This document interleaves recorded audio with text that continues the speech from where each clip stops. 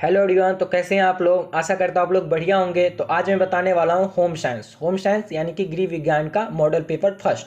देखिए, एग्जाम से पहले हम 5 मॉडल पेपर करेंगे। अगर वो पांचों मॉडल पेपर आप अच्छे से देख लेते हैं, समझ लेते हैं, याद कर लेते हैं, उसके बाद आपको कुछ भी करने की जरूरत नहीं है। क्वेश्चन जो होंगे ये इसी पांचों मॉडल पेपर से आएंगे। और इसके अलावा मैंने थोड़ा और भी ऑब्जेक्टिव बताए जो भी आए हैं और होम साइंस का, जो इस साल आ सकते हैं। ठीक है, तो आप चैनल पर जाकर देख सकते हैं। अगर इतना मेरे बताए हुए इतना भी आप कर लेते हैं ना, इसके बाद आपको एग्जाम में होम साइंस के लिए कुछ भी ऑब्जेक्टिव करने की जरूरत नहीं है। सब्जेक्टिव का वीडियो लाऊंगा लेकिन वो नेक्स्ट वीडियो में बताएंगे। ठीक है, इसमें ऑब्जेक्टिव का बात करेंगे। इसका मॉडल पेपर आज फर्स्ट बताने वाले हैं। ठीक है, तो चलिए शुरू करते हैं।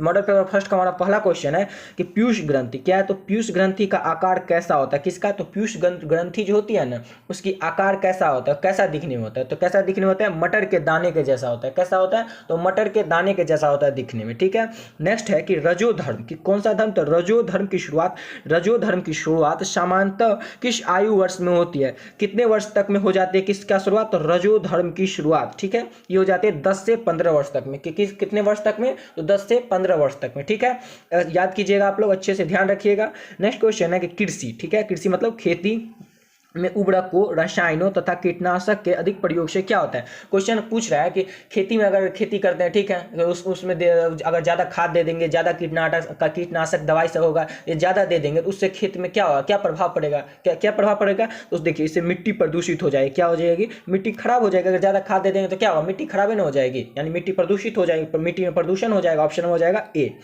अगला क्वेश्चन है, इनमें से कौन सी बीमारी जल प्रदूषण से नहीं होती है? क्या है कि जल प्रदूषण से, ये 4 ऑप्शन दिया है, ठीक है, इस चारों बीमारी का नाम दिया। इसमें से बताना है कि कौन जो बीमारी है ना, 4 ऑप्शन में, ये कौन सा बीमारी जल प्रदूषण से नहीं होता है, मतलब जल प्रदूषण से ये बीमारी नहीं होता है। पहला है टाइफाइड, पीलिया, हैजा और अस्थमा। तो देखिए, जो अस्थमा है ये किससे होता है? ये जल प्रदूषण से नहीं होता है। ठीक है, जल प्रदूषण से अस्थमा नहीं होता। अब बाकी ये जो 3 बीमारी है ये जल प्रदूषण से होता है। ठीक है, ऑप्शन हो जाएगा डी, अस्थमा।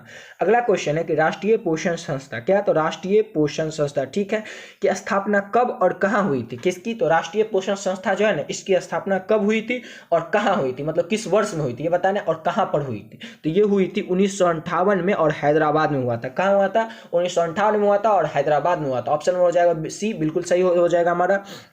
अगला क्वेश्चन है, निम्न में से, निम्न मतलब यानी 4 जो ऑप्शन है इस सब में से कौन परीक्षक पदार्थ के रूप में इस्तेमाल किए जाते हैं? तो कौन परीक्षक पदार्थ के रूप में इस्तेमाल किए जाते हैं? देखिए, इसमें चीनी भी इस्तेमाल किया जाता है, नमक भी इस्तेमाल किया जाता है, सिरका भी इस्तेमाल किया जाता है, यानी हो जाएगा उपयुक्त डी। यानी डी मतलब उपयुक्त, डी मतलब सभी। या 3 ऑप्शन है ना, ये 3 हो जाएगा, इसलिए हो जाएगा इनमें से सभी या उपयुक्त सभी। ठीक है, अगला क्वेश्चन है हमारा, पारिवारिक आय, ठीक है, पारिवारिक आय को कितने भागों में बांटा गया है? पारिवारिक आय जो है इसको कितने भागों में बांटा गया है? देखिए, इसको मौद्रिक आय में भी बांटा गया, वास्तविक आय में भी बांटा गया, आत्मिक आय में भी बांटा गया, इसलिए हो जाएगा इनमें से सभी। इनमें से सभी मतलब अब तीनों हो जाएगा, ऑप्शन नंबर ए, बी, सी 3 हो जाएगा, इसलिए हो जाएगा ऑप्शन नंबर डी।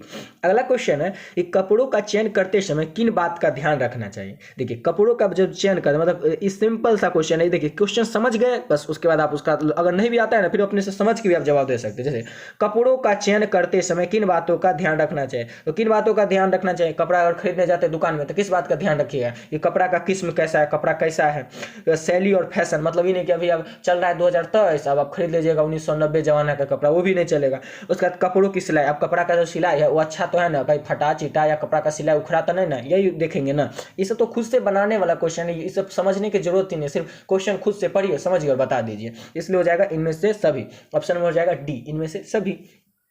अगला क्वेश्चन है, साफ, स्वच्छ, शांति, पवित्रता के प्रतीक के रंग कौन से रंग है? किसका? तो साफ, ठीक है, स्वच्छ, ठीक है, शांति, पवित्रता। साफ, स्वच्छ, शांति और पवित्रता के प्रतीक मतलब उसके प्रतीक कौन से रंग है? तो कौन से रंग है? उजाला जो है, देखते हैं, शांति का प्रतीक है, स्वच्छता का भी प्रतीक है, साफ का भी प्रतीक है, पवित्रता का भी प्रतीक है। ठीक है, तो कौन सा रंग? उजला। याद रखिएगा, उजला रंग जो है ये सब चीज का प्रतीक है। ठीक है, ऑप्शन नंबर हो जाएगा ए।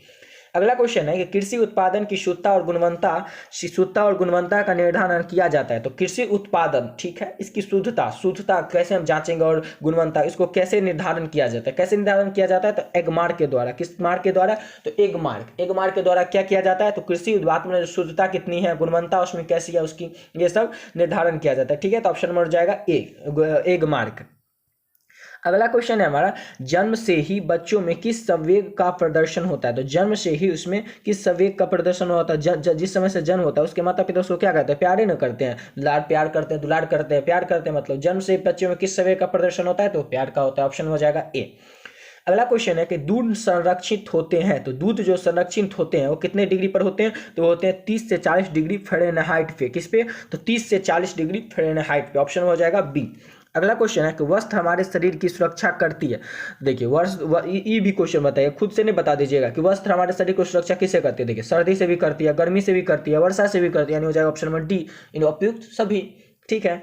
अगला क्वेश्चन है कि मजबूत रस्सियां बनाने के लिए कौन सा रेशा काम आता है? कि कौन सा रस्सी? तो मजबूत जो रस्सी बनेगा ना उसको कौन सा रस्सी, देखिए गांव घर से अगर आप लोग होंगे तो सुने होंगे कि नायलॉन का जो रस्सी होता है सबसे मजबूत होता है, कि वही खरीद के लाना। नायलॉन का रस्सी बहुत ही मजबूत होता है। तो किसका मजबूत रस्सी बनाने के लिए कौन सा रेशा काम आता है? तो नायलॉन का। ठीक है, ऑप्शन हो जाएगा डी। अगला क्वेश्चन है, अंतःसज्जा के सिद्धांत है। तो अंतःसज्जा के सिद्धांत कौन है? तो अनुपात भी हो जाएगा, लय भी हो जाएगा, अनुरूपता भी हो जाएगा, यानी हो जाएगा ऑप्शन नंबर डी, उपयुक्त सभी। इसी के साथ हमारा 16 नंबर क्वेश्चन है, किसी व्यक्ति को व्यक्तिगत रूप से जानने से पहले सबसे पहला प्रभाव जो पड़ता है वो होता है, तो वह क्या होता है? उसके परिधानों से। उसके परिधान से हम उसके व्यक्तित्व को पता लगेगा कि कैसा है आदमी, देखने में कैसा है, बात करने में कैसा है। ठीक है, ऑप्शन हो जाएगा ए, उसके परिधानों से। अगला क्वेश्चन है, भौतिक संसाधन होते हैं, तो भौतिक संसाधन क्यों होते हैं? तो होते हैं सर्व सुलभ के लिए। कैसे क्यों होते हैं? तो सर्व सुलभ के लिए, सबके सुलभ, सबके सुविधा के लिए। ठीक है। अगला क्वेश्चन है, अपमिश्रण रोकने के लिए निम्न में से किए जा सकते हैं। तो अपमिश्रण रोकने के लिए निम्न में से, यानी 4 ऑप्शन है, इसमें से कौन से उपाय किए जा सकते हैं? देखिए, प्रसिद्ध ब्रांड की खरीदारी भी कर सकते हैं, शुद्धता का प्रभाव भी देखेंगे, सरकारी नियमों का पालन भी करेंगे, यानी हो जाएगा उपयुक्त डी, यानी उपयुक्त सभी। ऑप्शन नंबर डी हो जाएगा उपयुक्त सभी। अगला क्वेश्चन है, स्वच्छ जल कैसा होता है? ये बताइए, खुद से बताइए कि कुछ हम ऑप्शन नहीं देखेंगे, पहले हम बताएंगे। स्वच्छ जल होता है, रंगहीन भी होता है, ठीक है, गंधहीन, उसमें रंग रहता है, स्वच्छ जल में नहीं रहता है। गंध भी कोई गंध रहता है, पानी में नहीं रहता है। स्वादहीन, पानी में कोई स्वाद है नहीं है, तो इसलिए हो जाएगा ऑप्शन नंबर डी, उपयुक्त सभी। ठीक है, ऑप्शन हो जाएगा डी। अगला क्वेश्चन है, बचत की आवश्यकता होती है। तो बचत की आवश्यकता क्यों होती है? तो ये होती है लक्ष्यों की प्राप्ति के लिए। हम कोई लक्ष्य रखे कि बचत कर पैसा बचाते हैं, ये काम हमको करना है, लक्ष्य है मेरा, तो लक्ष्य की प्राप्ति के लिए भी, सुरक्षा प्रदान के लिए, करने के लिए भी, जीवन स्तर बढ़ाने के लिए भी, जीवन का जो किसी को बढ़ाने के लिए आगे पैसा का काम है इसके लिए भी रखते हैं, तो ऑप्शन हो जाएगा डी, उपयुक्त सभी। अगला क्वेश्चन है, निम्न में से, यानी 4 ऑप्शन है इस सब में से, कौन क्रियात्मक विकास नहीं है? क्या? तो क्रियात्मक विकास नहीं है। क्वेश्चन को अच्छे से देखा, ऐसा भी रह सकता है, निम्न में से कौन सा क्रियात्मक विकास है? इसमें कि क्रियात्मक विकास नहीं है, तो क्रियात्मक विकास कौन नहीं है? तो ये बोलना है, बोलना जो है क्रियात्मक विकास नहीं है। ऑप्शन हो जाएगा बी। अगला क्वेश्चन है कि गर्भवती महिलाओं को प्रतिदिन कितने कैल्शियम की आवश्यकता होती है? तो गर्भवती महिलाओं को प्रतिदिन कितनी कैल्शियम की आवश्यकता होती है? तो हो जाएगा ऑप्शन नंबर सी, 800 से 1000 मिलीग्राम की। कितनी कैल्शियम की आवश्यकता होती है गर्भवती महिलाओं को? तो उनको होती है 800 से 1000 मिलीग्राम। ऑप्शन हो जाएगा सी। अगला क्वेश्चन है कि बुद्धि और विकास को प्रभावित करने वाले कारक हैं।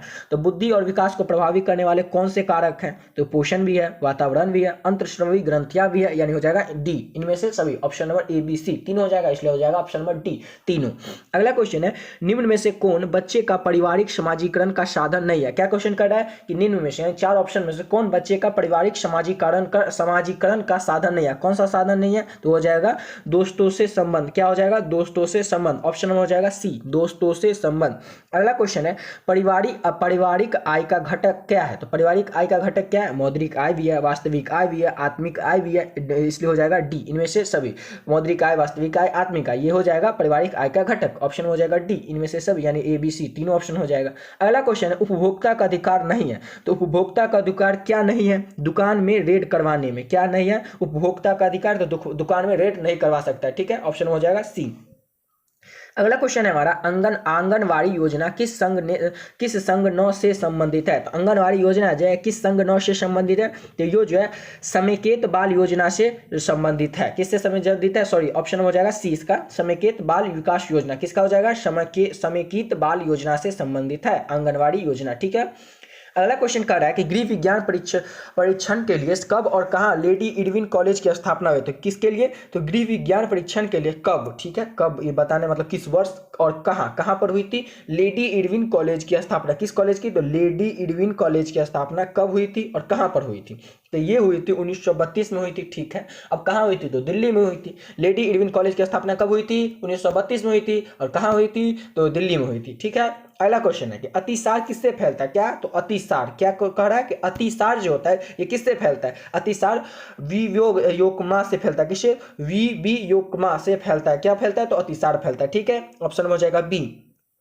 अगला क्वेश्चन कह रहा है कि सिले शिलाएं वस्त्रों की श्रेणी होती है, तो सिले सिलाए वस्त्रों की श्रेणी कैसी होती है, ये निम्न श्रेणी भी होती है, मध्य श्रेणी भी होती है, उच्च श्रेणी भी होती है, यानी क्या हो जाएगा ऑप्शन नंबर डी, इनमें से सभी ए बी सी तीनों ऑप्शन हो जाएगा, इसलिए हो जाएगा उपयुक्त सभी।